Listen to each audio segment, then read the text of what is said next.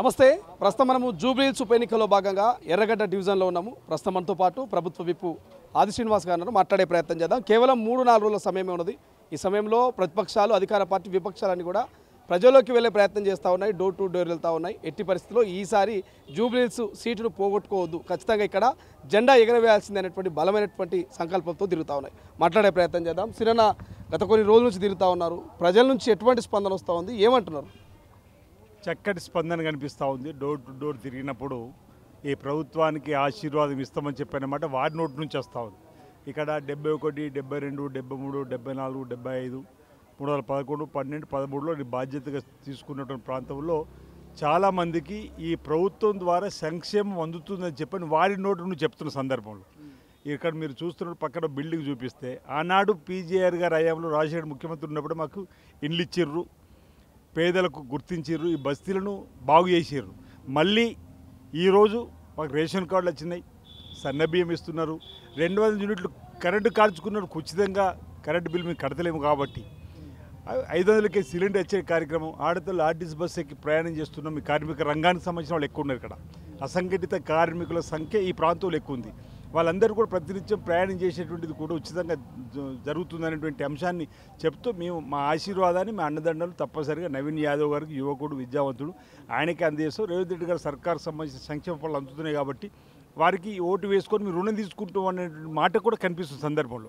ఇప్పుడు మైనార్టీ సోదరుల సంఖ్య కూడా ఎక్కువ ఉంది ఇక్కడ. ఎస్సీ, ఎస్టీ, బీసీ, మైనార్టీకి సంబంధించినటువంటి వాళ్ళు ఎక్కువగా ఈ ప్రాంతంలో ఉన్నటువంటి వాళ్ళందరూ కూడా మేము ఈ కాంగ్రెస్ పార్టీకు మద్దతు ఇస్తాం, కాంగ్రెస్ పార్టీ అభ్యర్థిని గెలిపిస్తామనేటువంటిది మాకు కనిపిస్తున్నటువంటి సందర్భం. ఈ క్రమంలో గెలుపు సునాయాసంగానే ఉంటుందనేటువంటిది నా ఆలోచన.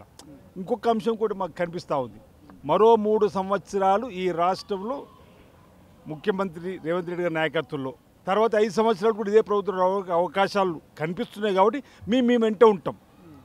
హుకుమత్ హై అంటే వారు ముస్లిమ్స్ అనే మాట, హుకుమత్ హై ఆప్కా పాస్, కాబట్టి మేము మీ వెంట ఉంటాం అనేటువంటి మాట. అంటే అధికారం ఉంది కాబట్టి మీ అభ్యర్థిని నవీన్ యాదవ్ని గెలిపించుకొని మా ప్రాంతాన్ని అభివృద్ధి పద్ధతిలో తీసుకొని పోతాం అనేటువంటి ఆలోచనలకు వాళ్ళు వచ్చారు కాబట్టి గెలుపు సునాయాసము.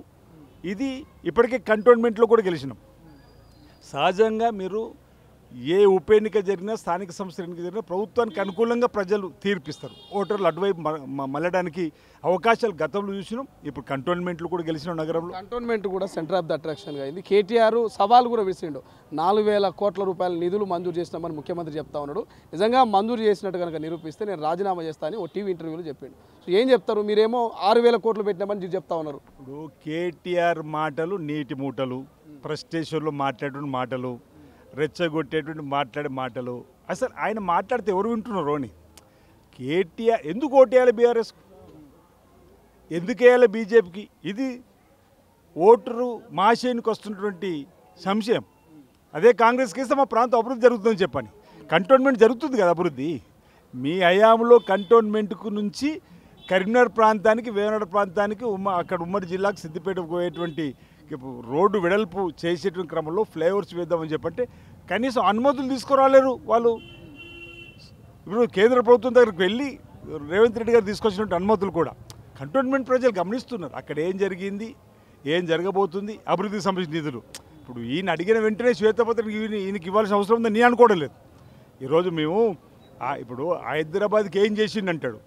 అంతర్జాతీయ ఎయిర్పోర్ట్ కట్టింది కాంగ్రెస్, ఈరోజు ఓఆర్ఆర్ కట్టింది కాంగ్రెస్, ఇప్పుడు ఆర్ఆర్ఆర్ కట్టబోయేది కాంగ్రెస్, మెట్రో రైలు తీసుకొచ్చింది కాంగ్రెస్, దాన్ని పాత బస్సుకి తీసుకుపోవడం కోసం చేస్తున్నది కాంగ్రెస్, 4th సిటీను నిర్మించబోతుంది కాంగ్రెస్, మూసీ నదిని ప్రక్షాళన చేస్తుంది కాంగ్రెస్ పార్టీ. ఇవన్నీ ప్రజలలోకి వెళ్ళినాయి. మేము వచ్చి 22 మాసాలకు కూడా కాలే.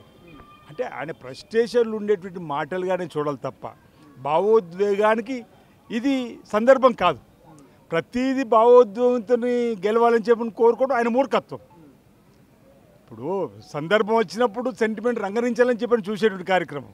కానీ మేము ప్రజల ఆలోచనకు అనుగుణంగా పరిపాలన చేస్తున్నాం కాబట్టి ఆనాడు గరీబీ అట్టాను నినాదం తీసుకుని వచ్చి పేదల కోసం పనిచేసినటువంటి పార్టీకి ఈరోజు మళ్ళీ ప్రజలు గమనిస్తున్నారు.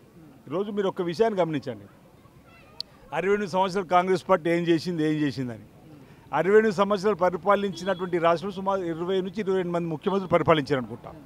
68 సంవత్సరాలలో 20 పైచీలకు 22 సంఖ్య ఒకవేళ అలా అంతమంది ముఖ్యమంత్రులు పరిపాలించి ఈ రాష్ట్రానికి తీసుకొచ్చినటువంటి సంక్షేమం ద్వారా అప్పు 68 లక్షలు అయితే లేదు 78 లక్షలు అనుకుందాం. నేను అనుకుంటే కరెక్షన్ 78 లక్షలు బహుశా అప్పు ఉంటుంది.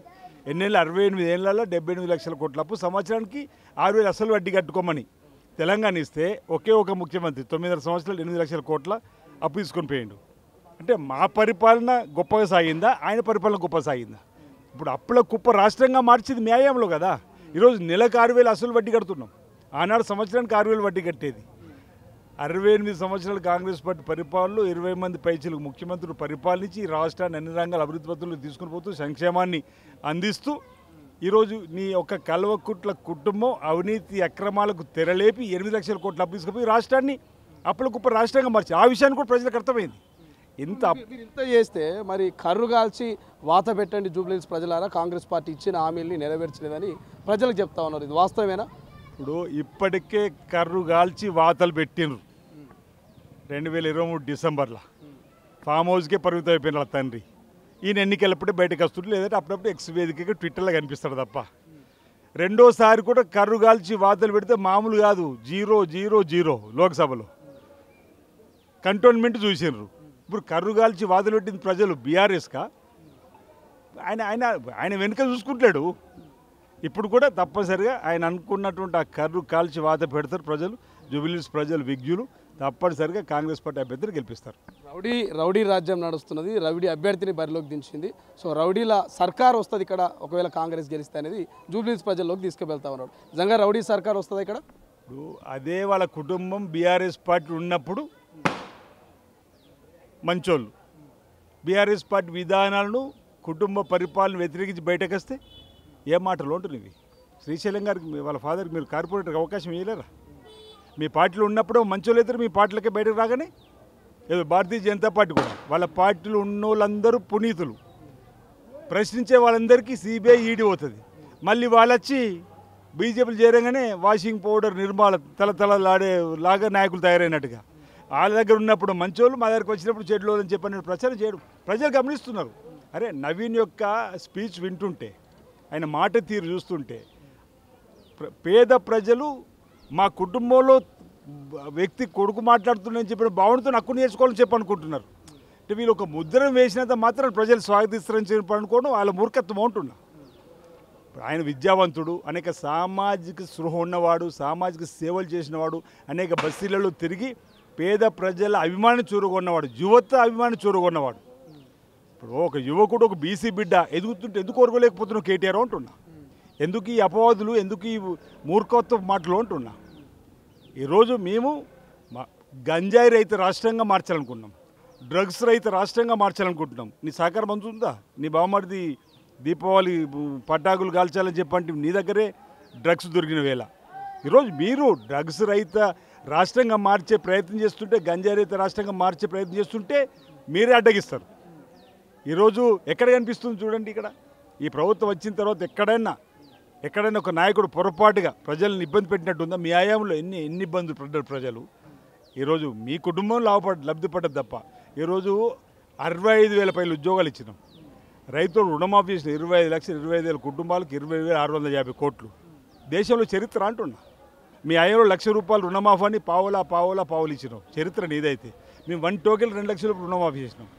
ఆడతల్లు 250 కోట్ల జీరో టికెట్లు దిగిన ఇప్పటికీ. 500 రూపాయలకే సిలిండర్ ఇస్తున్నాం. ఎవరైనా ఊహించారా 200 యూనిట్లు కరెంటు కాల్చే వారికి ఉచిత కరెంటు అమలవుతుందని? ఈ ప్రభుత్వం రాకుంటే ముందు బీఆర్ఎస్ ప్రభుత్వ హయాంలో 3 నెలలు గిట్ట కరెంటు బిల్లు కట్టకపోతే కరెంటు వచ్చి కరెంటు కట్టేశారు. 22 నెలలు 200 యూనిట్లు కాల్చే పేదవాళ్ళు కరెంటు బిల్లు కడతలేరు, ప్రభుత్వం కడుతుంది వాళ్ళ తరఫున. ఈరోజు 10 ఏళ్ళు 10 రేషన్ కార్డులు ఇచ్చారండి. 10 రేషన్ కార్డులు ఈరోజు అందరికీ రేషన్ కార్డు ఇచ్చింది. ఇక్కడ 14,000 పైచీలకు ఇచ్చిన రేషన్ కార్డు. సన్నబియ్యం ఇస్తున్నారు, దేశంలో రికార్డు. ఏ రాష్ట్రం ఇస్తలేదు. ఎందుకు మీరు ఇయ్యంగా మేము వద్దానవా? రేషన్ కార్డులు ఇయ్యంగా వద్దానవా? ఇందిరా మిల్లు అన్నారు, డబుల్ బెడ్రూమ్లు అన్నారు. ఎక్కడ ఆ రోజు ఇందిరా మిల్లు మీ ఇస్తారు, డబుల్ బెడ్రూమ్లు అన్నాడు.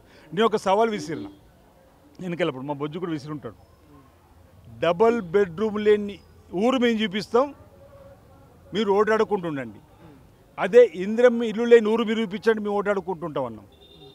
ఏ ఊర్లోనే ఇందిరమ్మ ఇల్లు లేని ఊరు లేదు అంటుంది దేశవ్యాప్తంగా. అరే అలాంటి చరిత్ర గల కాంగ్రెస్ పార్టీని ఈరోజు మేము వచ్చిన తర్వాత మళ్ళీ ఇందిరమ్మ ఇల్లు కడుతున్నాం. ఓ చరిత్ర అంటున్నా. ఇంద్రమిల్లు నిర్మాణం వల్ల కూలీకి పని దొరికింది, సుతారికి పని దొరికింది, దుకాణదారుకి పని దొరుకుతుంది. అంత ఇంత చక్కటి మార్పు కనిపిస్తుంది ప్రజలకు. అందుకే ఆశీర్వాదం జూబ్లీహిల్స్ ఎన్నికల్లో కాంగ్రెస్ పార్టీ ప్రభుత్వానికి ఇస్తారు. గౌరవ మల్లికార్జున ఖార్గే గారి నాయకత్వంలో, సోనియా గాంధీ గారి నాయకత్వంలో, రాహుల్ గాంధీ గారి నాయకత్వంలో, ఇక్కడ పీసీసీ అధ్యక్షుడు మహేష్ కుమార్ గౌడ్ గారు నాయకత్వంలో, రేవంత్ రెడ్డి గారి నాయకత్వంలో కాంగ్రెస్ పార్టీ అభ్యర్థి జూబ్లీహిల్స్ నుంచి నవీన్ యాదవ్ గారు గెలుస్తున్నారు. మంచి మేజార్టీతో గెలుస్తున్నారు. తద్వారా వచ్చే ప్రతి ఎన్నికల్లో కూడా ప్రజల ఆశీర్వాదం కాంగ్రెస్ పార్టీ పక్షాన్ని ఉంటుందని చెప్పి నా ప్రగాఢ విశ్వాసం. అసలైన తొలి వెలుగు. ఫాలో వాట్సాప్ @తొలి వెలుగు official.